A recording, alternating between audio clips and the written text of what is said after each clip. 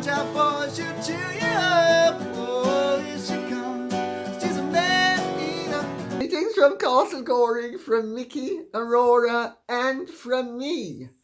Well, I have news from a certain very eminent personage who has been in touch with me, expressing concerns that I need to be very careful how I put this, that a certain very rich family called the Gettys have a little bit of, well,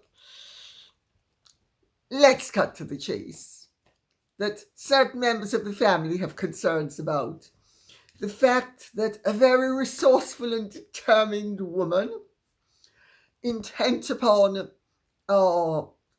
scoring financial success and feathering her nest, could, and wait for it to be, this is truly unbelievable.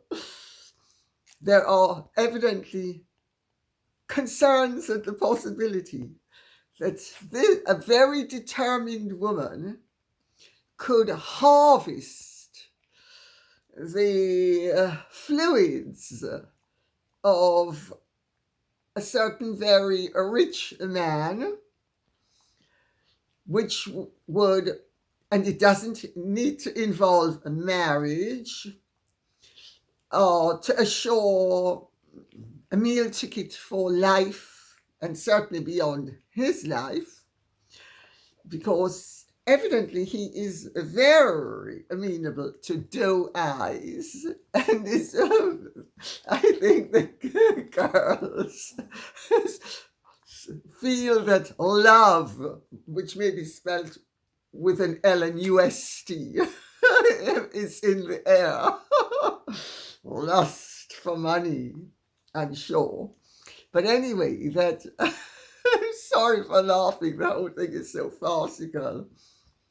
But as we have been witnessing recently, farcicality seems to be the order of the day. So I will continue.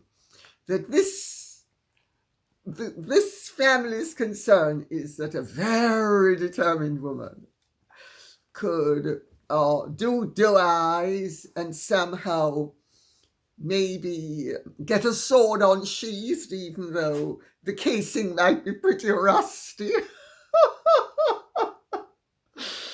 And there are evidently many ways of doing this. All of this, I have to tell you, is an education to me, because it is possible to harvest it. If, for instance, the delivery is made where we do kisses, that's one way of harvesting it. Another way of harvesting it is if it's, and this being YouTube, I have to be really careful. Do you remember that old childhood ditty? Roses are red, grass is green, I like your legs, and what's in between? So that's the next way of harvesting it. And there, of course, is also the pair of sisters that many adolescent males like. Remember? Left and right hand, the hand sisters. That's also evidently feasible and possible. And that the concern is that a man doesn't need to be complicit. He doesn't need to be willing to have his masculine fluids used in perpetuity because of the resourcefulness of a clever woman. Marriage doesn't need to be involved. certainly the female in question doesn't need to resort to moon bumps. She can simply go down the straight surrogate route. And as long as it is his biological child, Geronimo, money, money, money, it's a rich man's world. Rich woman stew. Rich woman stew, especially if she started out having little and nothing but came from a background of resourcefulness, high earning capacity, relatively speaking, from her father, and very good schooling. Not, of course, that I'm accusing anybody of doing anything. I am simply saying what I have been told by this tremendously eminent personage with very close links to San Francisco and the Getty family has been telling me about. Oh dear, you couldn't make any of this up, could you? I tell you. Do you feel as well that you're in the middle of the lunatic asylum and that the lunatics are writing the script? Because I don't know if you do, but I certainly do. They're not only writing the script, they're writing books, they're doing television series, they're doing all sorts of things. Talk about madness. Well, David Cooper says, I've heard that the Sharkles are going to open a butcher's shop selling only porcupines. I had to share that one with you. I thought it was so droll. David Cooper, thank you so much. It's very funny, at least I think it is. What are they going to call it? Success? Duke and Duchess pies? All exclusive, nothing but porcupines. Fiona O'Brien says, Lady C, what's going on with the court case? It looks like the judge is believing nutmeg. Fiona O'Brien, it's not a matter of belief or not. Judge Honeywell is obliged to follow the law. Now, I have to tell you, she seems to be veering towards the conclusion that Meghan did not publish those defamatory statements in Funding Freedom and Finding Freebies, that they were published by Caroline Durand and Amit Scabies. That is taking too narrow a view, in my opinion, and I'm going to tell you why. In the law, if I am acting as your agent, you are responsible. There is also the category of something called a nominee in the law. I can own something, and on paper, I have an agreement with you, and you are the official owner, but I am the owner in reality, and I have nominated you as the official owner, and therefore I am actually the beneficial owner. You are simply my nominee. Those are two legal devices which go straight back to, it doesn't matter who has ostensibly published or owns something. On paper, it's who has published and or owns it in reality. And there is no doubt, as a result of Meghan's action against the Mail on Sunday, that she was the source of those lies. And for Judge Honeywell to take a narrow view of it and say, no, Amid Scabies and Caroline Durand published it and Meghan didn't, would be, in my opinion, not only taking too narrow a view, but would be legally unsound. Either way, whatever her findings are, it's open to appeal by both sides. But the responsible and the visionary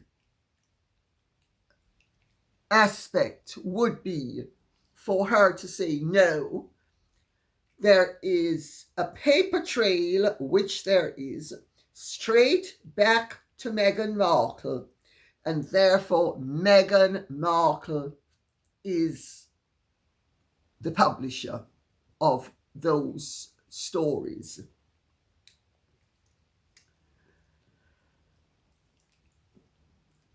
It's not a matter of who she believes, it's a matter of the evidence. And that is the evidence, or should be the evidence. I don't know that it's been pled in that quite such a vigorous way as I am advocating it as being. But if it's not, it can be pled like that. Let's wait and see. She seems to be veering towards dismissal, but if she wants a seat on the Supreme Court bench, she should be doing what I've just said she should be doing. Maybe she doesn't want one. Maybe she's never going to hear what I've said. Maybe those of you in America who wish to could write to her. She is very easily found. Google Judge Charlene Edwards Honeywell, and I think she is in the Tampa division of the federal courts. Propose it to her. If she gets enough letters, she may realize that, it's something I missed. And she'll be grateful for having it brought to her attention. I don't think it would be appropriate for me to bring it to her attention. Mara Walkland says, Dear Lady C, am I right in believing that Meghan has quoted the First Amendment as her reason for not wishing to engage with Samantha's lawyers re her lawsuit? Would that be the same First Amendment that Harry dismissed as bonkers? Aurora, Mickey, catch that flying pig. Come on. Go on, catch it. Catch it, catch it. Mutty needs it. We need some pork scratchings for dinner. Oh, God. Well, of course, it's the same First Amendment. Meghan and Harry are very opportunistic and very cynical. They actually, the longer this goes on and the more I know about them, is the more respect I have for their resourcefulness and the more contempt I have for their objectives, their modus operandi, and their character. Of course she's going to use it and going to try to batter everybody over the head with the bonkers agreement that's now very useful for them. Interesting, no? Sarah Covanda says, Dear Lady C, have you heard the latest thing about Elizabeth Arden sponsoring H in 2011 and 2013 for his Antarctic trips? Well, one was the Arctic, the other was the Antarctic, actually. So I just for the sake of exactitude, slipped that little observation in. So the whole frozen todger thing in his book was just another plug for the brand. He probably got paid big bucks for plugging it. Of course, the way he did it was weird, but that's advertising for you. Ha ha ha. And what do I think? I have reached the stage where Harry and Meghan are concerned that I would put nothing past them. My disgust for the way they conduct themselves is supreme and absolute. Did he do this because he's being paid by them? Well, we know that Meghan is not above striking all sorts of covert deals with everybody. Give me the money. Go on, give me. Slip it onto the, yeah, go on, come on. Slip it onto the shelf. Go on, yeah, slip it. Yeah. Nobody's going to know. No, everybody thinks that I'm a duchess. Everybody knows that I'm honourable. Nobody would ever think anything untoward about me. No, and if they do, it's because they're racist. Product placement par excellence. Yes, Elizabeth Arden has an 8-hour cream. And it's the 8-hour cream that was partly sponsoring Walking with the Wounded in 2011 and 2013. They even, when he reached the South Pole, said, congrats for reaching the South Pole, because, of course, he never reached the North Pole. He was approaching the geographic North Pole in 2011, when he had to return for William's wedding. Well, I have to say, if they got paid, or he got paid by Elizabeth Arden to push the product, and this is the way he did it, that man isn't fit to be near your used lavatory paper.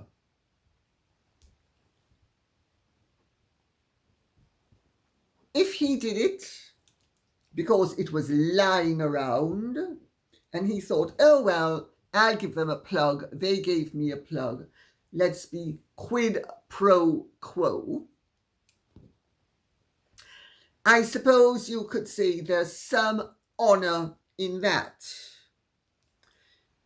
But of course, what he then said and did with the product is really so sick that unless you really are a great aficionado of Greek tragedy,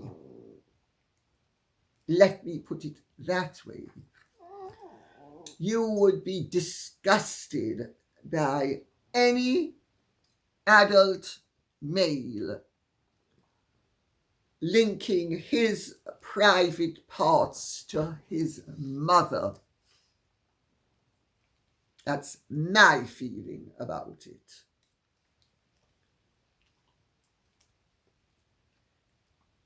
Hasdiraz says, Dear Lady Campbell, I really like your style.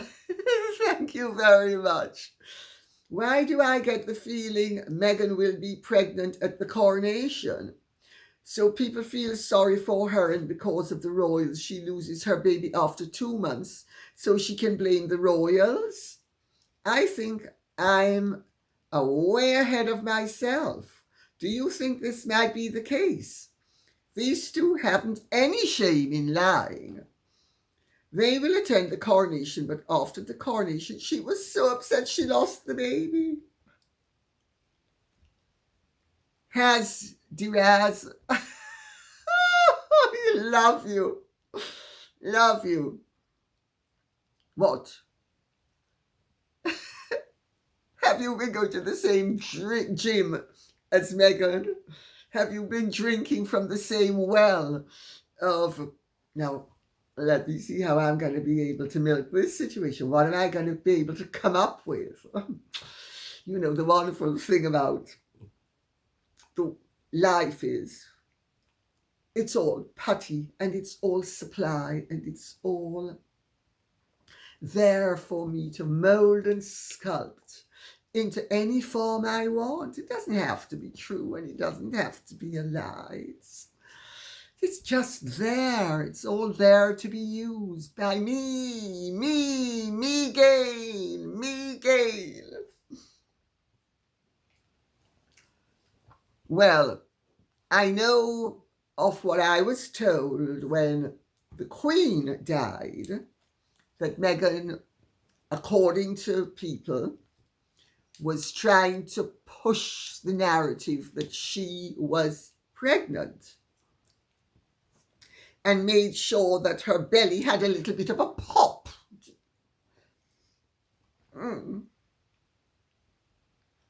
Or maybe she was just so full of hot air that she didn't need any padding. But whatever, that was what I was told. And I discussed it with various people who were told the same thing. And some of them are royal. And we decided we were going to studiously avoid any mention of it. So if she comes up with it again, oh dear, are we to believe it? Well, she might even appear at the coronation with a bump, or maybe her doctor's going to prevent her from traveling because she's 13 months pregnant. That's a possibility. Anything's possible with her. Maybe she's just 9 months pregnant, but looks 56 months pregnant. Talk about beating elephants. She just knows how to knock spots off them. I wouldn't be surprised. There's nothing that woman does that would surprise me. I rule out no possibilities where she is concerned. As Harry said, Meghan is capable of anything. And she has shown us time and again that she is capable of anything.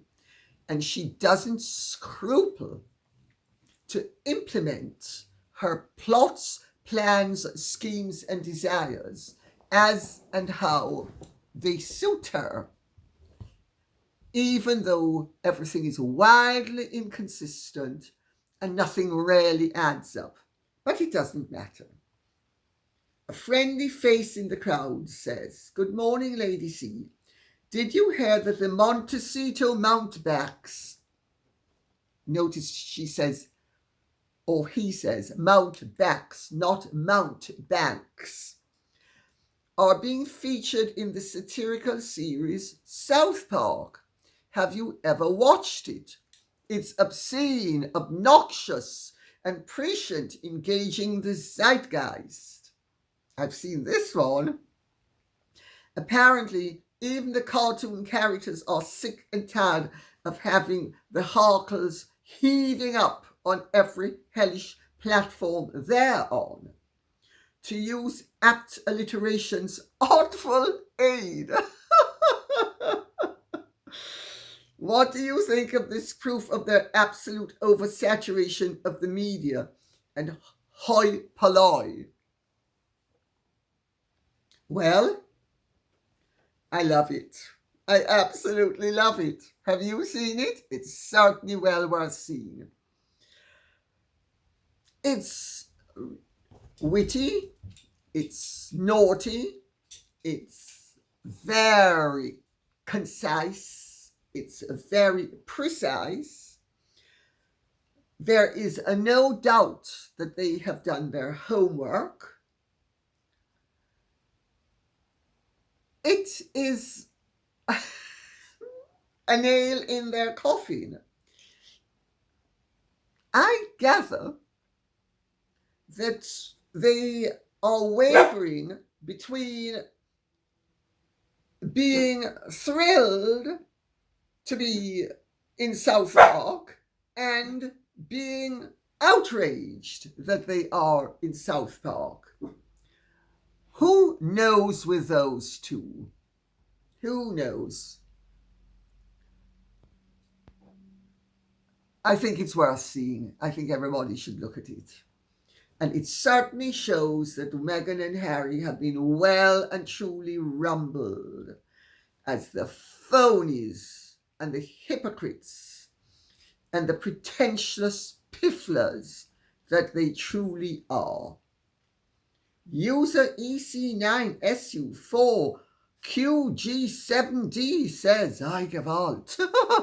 I think you should watch to the end of the South Park episode. One of the characters gives an impassioned speech about how trying to brand yourself turns you into a product rather than a human being. The prince takes this in, accepts it, and decides to leave the branding firm he and his wife have been working with. However, when he gestures for her to leave with him, she stands silent and won't move. So the prince ends up leaving the branding firm building alone. It's quite a profound moment and says it all, I think. Yes, it's a very good point that they make, because the Prince of Canada opens up the lid of the Princess of Canada and there's nothing there. The reason why she can't respond is she's empty. So he leaves alone and he goes and joins the other residents of South Park and he plays his drum. So I suppose South Park is saying they think Harry has some authenticity, but Meghan has none whatsoever.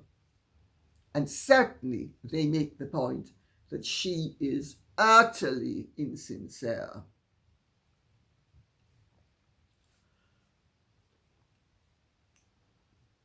KG3718 says, now after this great humiliation, perhaps the odious pair might shut up and go into hiding? My dear, what you and I would regard as an insult, she, of all people, will regard as a compliment. So, I'm not ruling out the possibility that she has very mixed feelings about this. But, come what may, she's delighted that she is a character in South Park.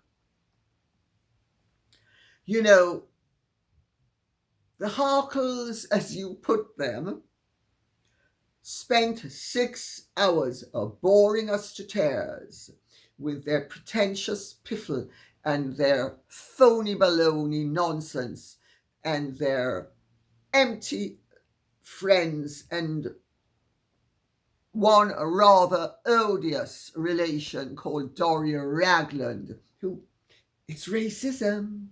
She certainly said it's racism. She used the word racism in the context of Guess Who and Guess What. They spent 6 hours trying to get us to like them and making us, the public, with those of us who had any discernment, completely turned off by their characters and their personalities and their message. There are 2 versions of South Park. One is 22 minutes, the other is 45 minutes. You see how quick it is to nail somebody when it turns out that you have the nail and the hammer and you just go pow. That's what South Park has done. Powed them. Julie Stanfield says, Lady Campbell, I don't know if you really read her. I do. That's why I'm reading it out. Do you realize Meghan's blog was Tig Talk 2014, which she already knew who everyone in the royal family was, even before she married Prince Harry, especially Kate? Oh, yes, I'm very aware of that.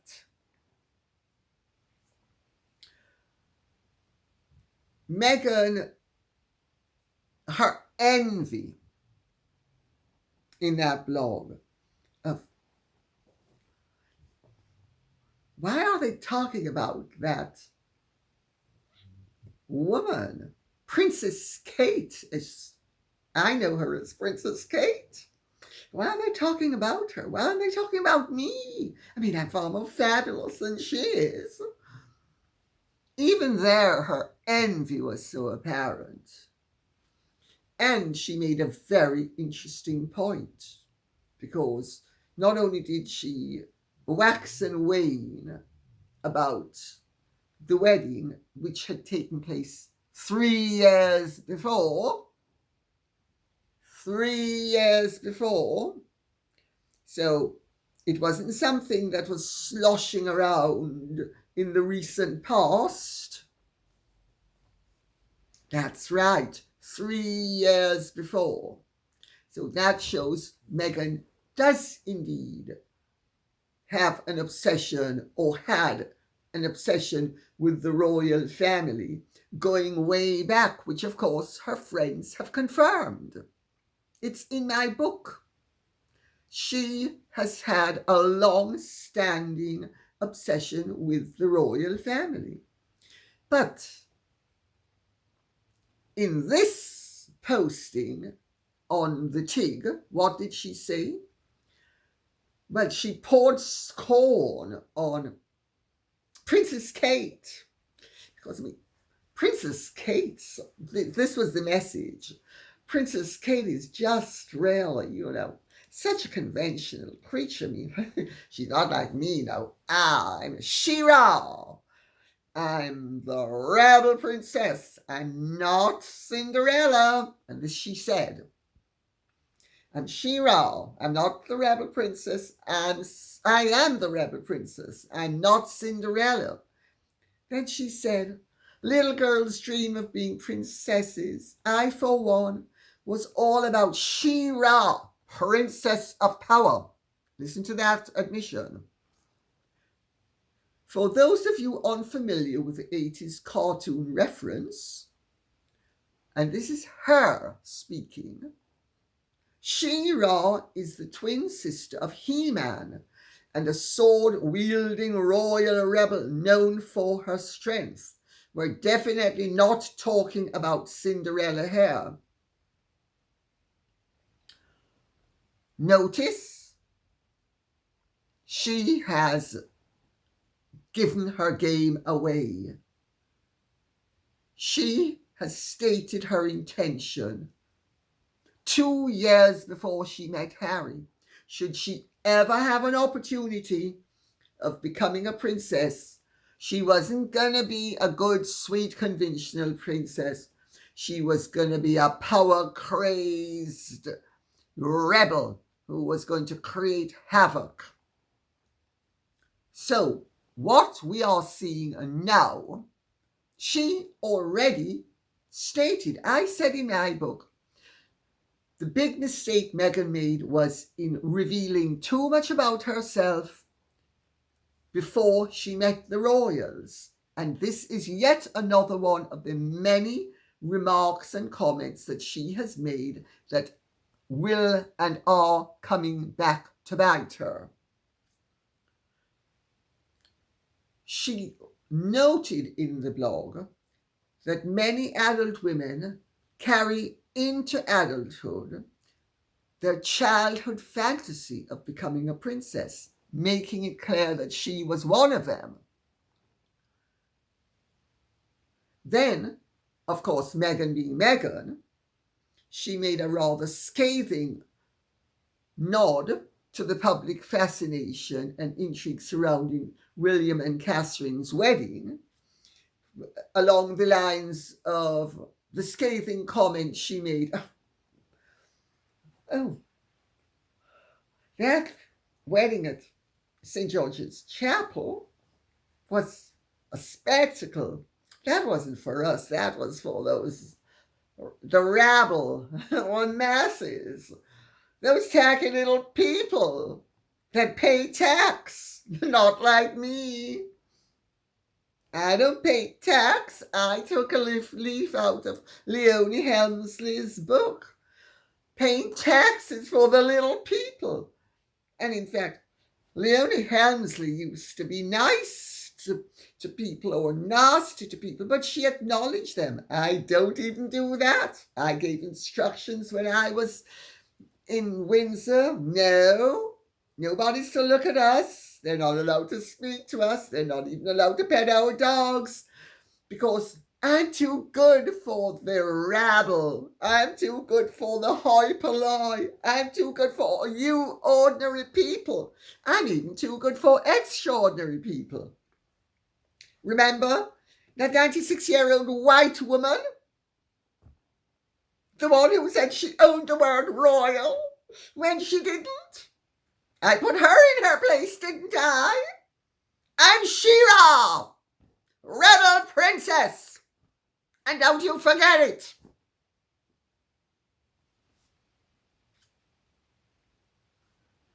Then she said, grown women seem to retain this childhood fantasy. Just look at the pomp and circumstance surrounding the royal wedding and the endless conversation about Princess Kate. Well, what she's really saying is, I'm making a point, but I'm much better than her and I'm much better than you. I mean, the woman is delusional. She is truly odious. But she's given too much information away. So now we can see. You know, she's taken the stopper off the bottle. And my God, what a stench there is.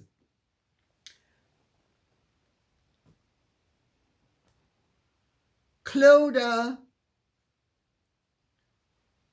McAllico says, Dear Lady Colleen, you were magnificent on Dan Wooten last night.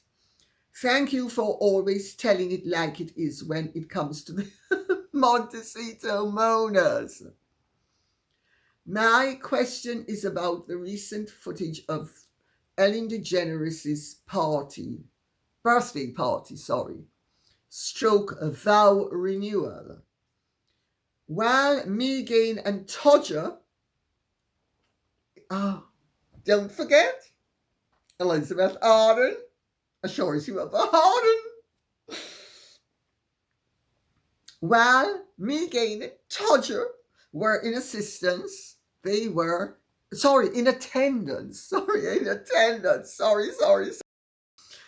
were in opposite corners of the room and not mauling each other publicly, as they usually do when the camera is on them. also, it's not like MEGHAN to be so reticent when there is limelight to be stolen and the opportunity to upstage the important events of other people. What do you make of this clip and the lack of contact between the pair? Looking forward to your insights, Clodagh. Well, I have very recently been told by a fifth impeccable source that Meghan and Harry are separated and that Harry is trying to wangle his way back into friendships in this country that he forewent. And we all agreed, because we spoke about this amongst ourselves, and I said that I had 4 other impeccable sources, and this is now the 5th impeccable source. And I said, and this person agreed with me, that you can't believe a thing Meghan and Harry say, because it could all be trying to keep themselves topical. But if it turns out that the rumours are true, you know where you heard it from first. But I'm not sure, and nor is this source either. None of us knows whether it's true. Because they are such liars, the two of them, that this could be another lie. And their conduct does not necessarily suggest that, or his conduct, I should say, doesn't necessarily suggest that it is true. And also, they are both so changeable that who knows? But what do I think was going on there? I think that Meghan and Harry both understand now that if they go to certain events with certain people, if they don't keep a low profile, and if they try to steal the limelight from limelight-loving people like Portia de Rossi and Ellen DeGeneres, they would be off their invitation list. They're already off an awful lot of invitation lists. They're not in a position to rock the boat. And also, even if they're not separated, why would they not be in separate parts of the room? That's what married couples do, normal married couples. The exhibitions to which they subjected people when they were in England, of tongues down airs and all sorts of mauling each other at dinner, stop them getting invited anywhere. So, have they learned a lesson? Can they learn a lesson? Who knows, and quite frankly, who cares? I don't really care. All I care about is making sure that they do not damage the British public, the British nation, the British nation's interests, the royal family, any more than they have already done.